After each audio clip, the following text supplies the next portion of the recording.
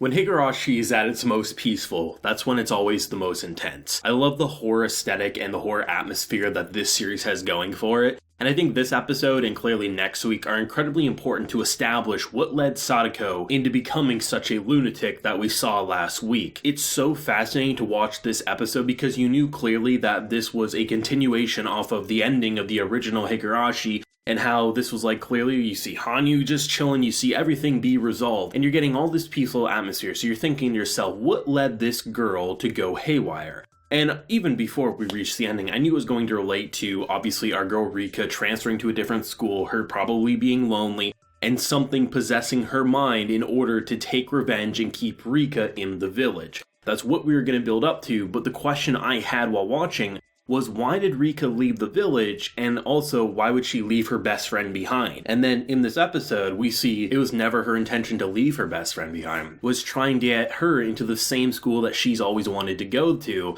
but the fact that she probably didn't, and if she did, probably got kicked out, but my assumption is that she probably didn't pass the entrance exam, something to that degree, which then eventually led to loneliness, which then probably something which I guess you could argue maybe Hanyu, but I don't see why, because Hanyu, from what we've seen in Higurashi GOU, had good intentions towards Rika, so something else has to be pulling the strings that manipulated Satoko to repeat these events and keep her in the village. That is so amazing. Higurashi knows how to just blow your mind week after week, and not many series can go from last week ending on a cliffhanger, with her pointing a gun at the characters, to then starting off this episode, way back in the day here, where we have a different character pointing a gun at the characters and things seemingly work out. It's so interesting how this series uses horror, and I've constantly complimented it, and up until the point where Higurashi GOU got really gory and bloody, I constantly said that this is one of the most frightening, and I honestly believe was the most frightening piece of animation I have personally seen, because horror doesn't scare me.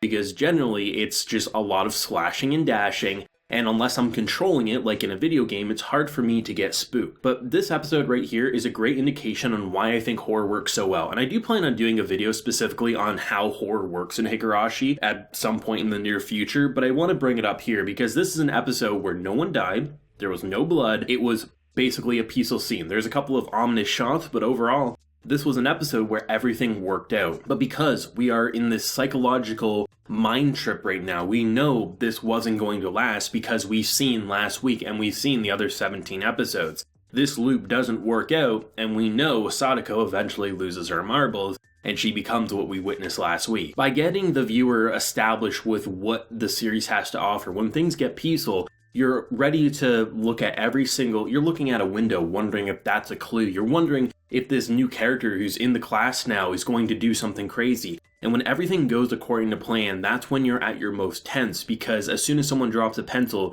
you're going to get stiff, you're going to shiver, you're going to wonder what is happening. And then nothing happens at the end of the episode until that book gets revealed, and you realize that's probably what triggered this whole thing. Loneliness. Loneliness as she was no longer a part of the village, and someone probably offered her a way out, and she took it, and that's what led us to all this insanity. The way horror is used, and there has been so many people, it's a weird thing to me, because the comment section, there's been a lot of things in the comment section of the Higurashi videos. But for a good while, I had so many people say, it's not gory enough, it's horrible, it's not gory like the original, this is BS. And then those people, and I legit say this, those people, there was so many who would say that, then when it did get gory, were saying it was too gory and it took away from the original. So now we're back to having this episode where there's no gore whatsoever, but because we've seen the visual gore, and we've seen the just horror inside these characters' minds, we know what's to come, and by keeping the viewer on the edge of your seat, trying to decipher everything, and in this episode, it's pretty easy to decipher because we've experienced 17 episodes of GOU now, but it's still so terrifying because you don't want to see us reach the point that triggered episode 17, but you know we're building up to it. And by having this non-linear approach, which you're already kind of having these time loops, it's the perfect way to explore a story so both newcomers and old fans alike can experience something equally memorable in different ways. Those of the old fans are going to look back at the previous couple of seasons and say, oh man, building up to this, we're seeing how this led to it, now we're revisiting GOU, seeing how this all transpired. But then if you're a new fan, you have all the clarification you need to understand the syndrome, to understand the loops and what happened before, and it becomes its self-contained package all at the same time. I especially love the idea of having Satoko having to have these constant checkups, and she mentions how for a while she used to have to get 3 needles a day, which is, I mean, we've seen those needles, that's an unpleasant thing, but I mean, if it stops your mind from going completely haywire to the point that you lose everything that makes you you,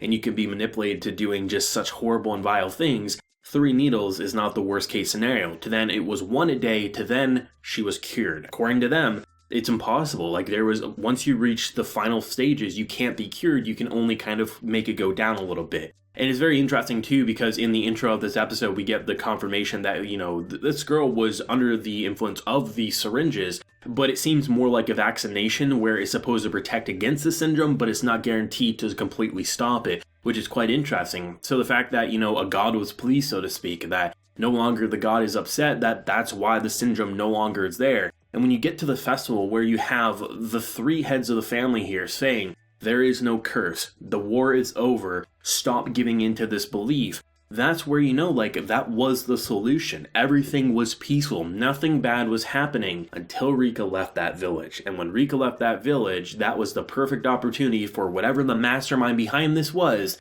to plant the seeds of doubt and cause, once again, another looper to turn the world of Higurashi into something so terrifyingly beautiful. I am loving my time with this.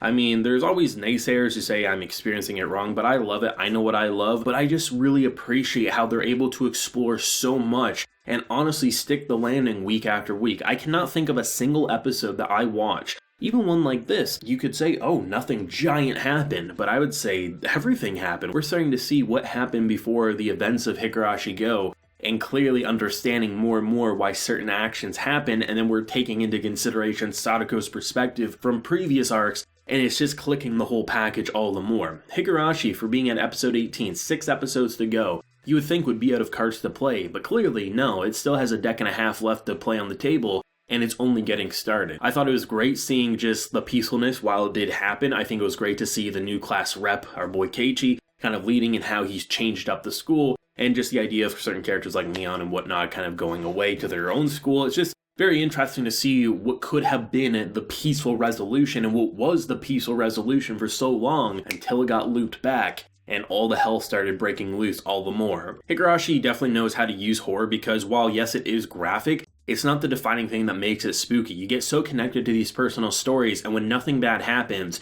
you're fearful of a door opening because what if we have Reina coming in to slash our necks open? There's so many things that keep you on the edge of your seat, so when nothing goes wrong, that's the most terrifying thing. Not the brutality we saw over the past month of Higurashi. It's episodes like these because not only do we know something's going to happen because we've seen the intro to Higurashi Go and we know this happened before, it also, at any moment, something big could happen in these moments that changes the foundation going forward, and I love that about this. I'd love to know everyone's thoughts and feelings though on Higurashi Go episode 18 down below. What did you think, and where do you think it might go next week? Do you think it was like she couldn't pass an entrance exam so she couldn't come with her? Do you think she wasn't invited at all? Maybe that was a complete curveball. Whatever you're feeling, do let me know down below. If you enjoyed the video, leave a like, share your support, and hit that subscribe button if you happen to be new around here. So until next time everyone, please take care and have a good one.